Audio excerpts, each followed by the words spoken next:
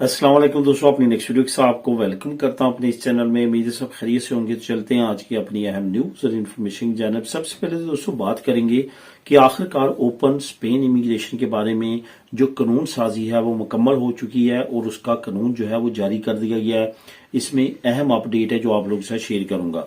उसके बाद कौन सा ऐसा स्पेन का वर्क परमिट है जिसपे सबसे ज्यादा वीजे लगते हैं वो लग रहे हैं, इसको कवर करूंगा। काफी अहम अपडेट है, इस पे काफी दोस्तों के कमेंट्स भी आए हैं, तो लाजमी तौर पे आपने इसको गौर से सुनना है। उसके बाद स्पेन पेंशन के बारे में नया कानून, कुछ नई अपडेट है, कुछ अच्छी खबर है जो आप लोगों के साथ शेयर करूंगा पेंशन से रिलेटेड।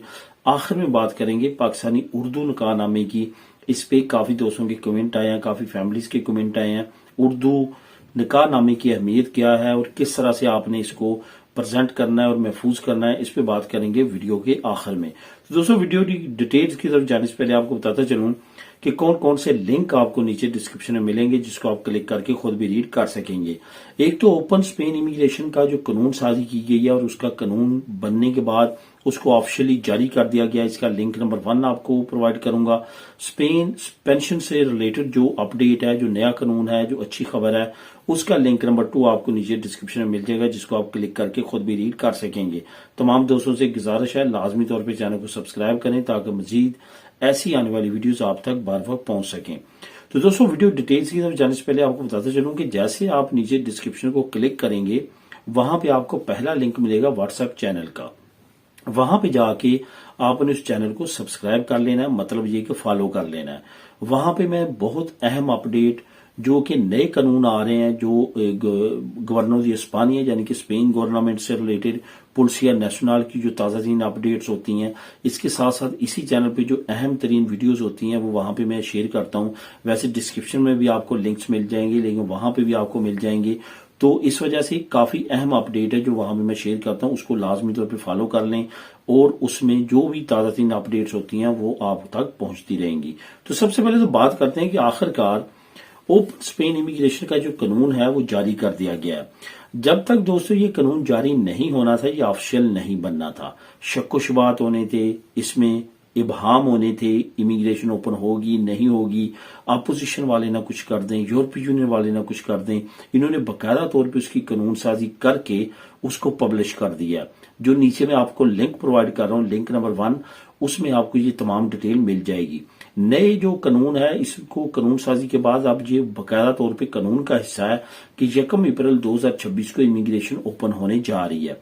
उसमें काफी चीजें जो है वो बड़ी इंपॉर्टेंट ऐड की गई हैं, जिसमें उन्होंने बच्चों से रिलेटेड, फैमिली वीजे से रिलेटेड ये सारी चीजें भी उसमें अपडेट की गई हैं जो कि काफी अहमियत की हामल है। इसमें काफी ज्यादा फैसिलिटीज आने वाले वक्त में नई आएंगी, जिसपे मैं इंशाल्लाह ताला आने वाले वक्त में वीडियोस में उस पर डिस्कस करेंगे। उसके जो भी निकात होंगे उस पर बात करूंगा कि किस तरह से इस कानून में ही आप जो है वो मुख्तलिफ फायदे ले सकते हैं। इसकी मजीद डिटेल अगर आप जानना चाहते हैं और जाननी भी चाहिए, काफी अहम है इस ये टॉपिक है, तो नीचे आपको इसका लिंक मिल जाएगा, लिंक नंबर 1। वहां पे क्लिक करेंगे तो तमाम आपको मालूमात वहां से मिल जाएगी। अब दोस्तों बात करते हैं कि कौन से स्पेन के वर्क परमिट ऐसे हैं जो कि बहुत आसानी के साथ आपको उनके वीजे मिल जाते हैं। ये टॉपिक जो है ये बहुत ज्यादा इस वजह से भी अहमियत का हामिल है कि इस पे बहुत ज्यादा कमेंट आते हैं और बहुत ज्यादा लोग इंटरेस्ट रखते हैं, खासतौर पे स्पेन से बाहर हमारी होम कंट्री से लोग बहुत ज्यादा इसके बारे में कमेंट करते हैं। और यहाँ पे मैं ये भी आपको बताता चलूं कि एजेंट माफिया से आपने बहुत ज्यादा बच के रहना है और बहुत ज्यादा बाखबर रहना है, क्योंकि बहुत तरह तरह के फ्रॉड जो है मार्केट में आए हैं।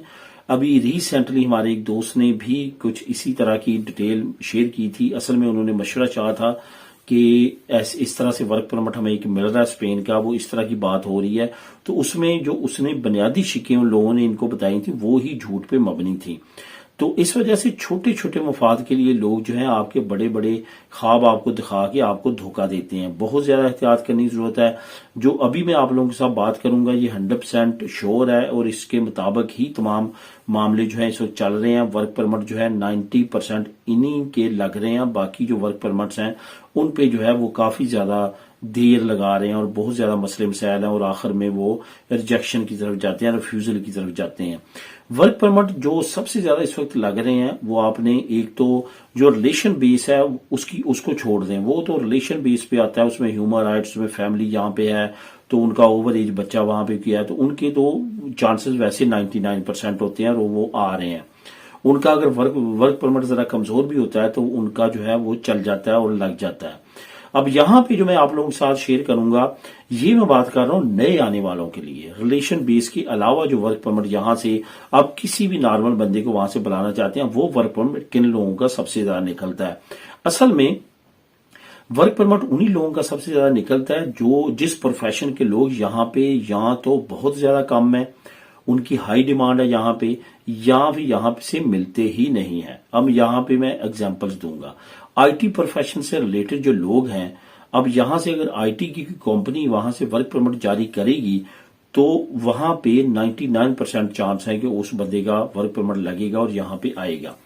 उसके अलावा जो है हाई प्रोफेशनल लोग जो हैं जिसमें डॉक्टर, नर्सेज वगैरह या इस तरह के दूसरे शोबे हैं जिनकी यहाँ पे हाई डिमांड है, यहाँ पे बहुत ज्यादा मेडिकल डिपार्टमेंट में उनकी कमी है, वो अप्लाई करेंगे, वो बहुत इजीली उनको मिलेगा और वो आएंगे। इसके अलावा जो बहुत ज्यादा इंपॉर्टेंट चीजें हैं उसमें जो आपने चीजें याद रखनी है, उन चीजों में से ये चीज भी आपने लाजमी तौर पे याद रखी है कि इसमें कुछ ऐसे वर्क परमिट्स भी हैं जो कि अगर आपको यहां से निकलवाने पड़ते हैं तो उस पर कोई भी खर्चा नहीं आता, बड़ा इजीली निकल जाते हैं और वहां पे जाके उनका वीजा भी उसी तरह से नहीं लगता।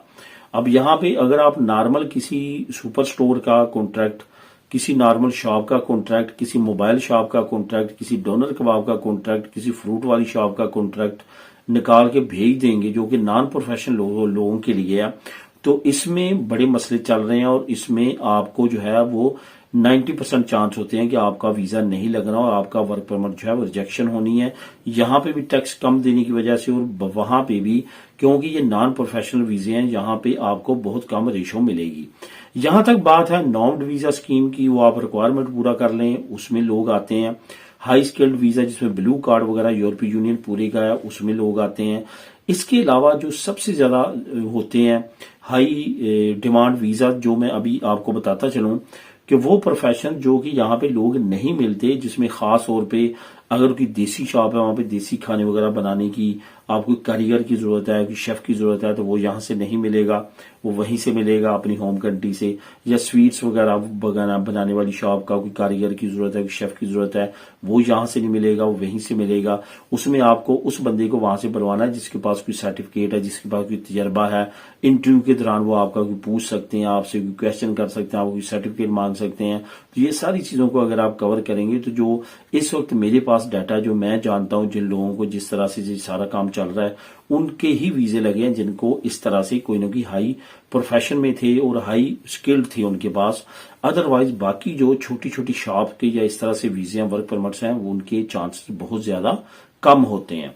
अब दोस्तों बात करते हैं कि स्पेन पेंशन के बारे में जो नया कानून आया और बहुत अच्छा कानून आया और अच्छी खबर है वो आप लोगों से शेयर करता चलूं। ये कानून जो है इसमें जो सबसे अच्छी चीज है वो ये है कि आपको पता है कि पहले 60 थी, फिर 62 कर दी गई, फिर 65 और अभी 67 साल में आप जो है वो रिटायर हो सकते हैं। लेकिन अभी रिसेंटली हुकूमत ने एक नई अनाउंसमेंट की है, उसको रिवर्स कर दिया 67 से 62। अब आप जो है वो 62 साल की उम्र में भी पेंशन लगवा सकेंगे। लेकिन यहाँ पे एक ड्रॉबैक है। ड्रॉबैक ये है कि आपको 100% पेंशन नहीं मिलेगी, आपकी कटौती होगी उस परसेंटेज से जितने साल आपने काम कम किया होगा। वो आपके प्रोफेशन पे डिपेंड करता होगा, आपने कितने साल काम किया है उस पर डिपेंड करता होगा, आपकी एज पे डिपेंड करता होगा, आपकी मेडिकल बेस पे तो नहीं आप ले रहे, या इस तरह ये सारे फैक्टर उसमें जो है इन्वॉल्व होंगे। उसके मुताबिक रेशो में आपको जो है वो पेंशन दी जाएगी, आपकी पेंशन लगेगी। इस वजह से ये अपडेट जो है वो तमाम लोगों के लिए एक तरह से 5, 6, 7 साल पहले आप जो है वो ले सकते हैं पेंशन इस नए कानून के मुताबिक, जो कि मेरे ख्याल में कुछ लोगों के लिए बहुत अच्छा कानून होगा। इसका लिंक नंबर 2 आपको नीचे डिस्क्रिप्शन में मिल जाएगा, जिसको आप क्लिक करके खुद भी रीड कर सकते हैं। अब दोस्तों बात करते हैं पाकिस्तानी उर्दू निकाहनामे की। पाकिस्तानी जो उर्दू निकाहनामा है ये बहुत ज़्यादा अहमियत का अमल है। इसमें आपको ये जहन में रखना है कि अगर आप फैमिली बनवाना चाहते हैं दुनिया की किसी भी मुल्क में, तो ये उर्दू का निकाहनामा जो है ये बुनियादी तौर पे तमाम जगहों पे मांगा जाता है और देखा जाता है। इसकी मुख्तलिफ मुल्कों में ट्रांसलेट किया जाता है, इसको टेस्टेशन की जाती है इसकी, और इसको चेक किया जाता है। इसी की बेस पे फिर आगे दूसरे सर्टिफिकेट बनते हैं, जैसे नाजरा का सर्टिफिकेट और बाकी। मैं मशवरा दूंगा आपको कि इसको लाजमी तौर पे प्लास्टर करवा के महफूज करें, ताकि ये हमेशा के लिए महफूज रहे और आपके लिए आने वाले वक्त में जब भी जरूरत हो आपके लिए मसला ना हो।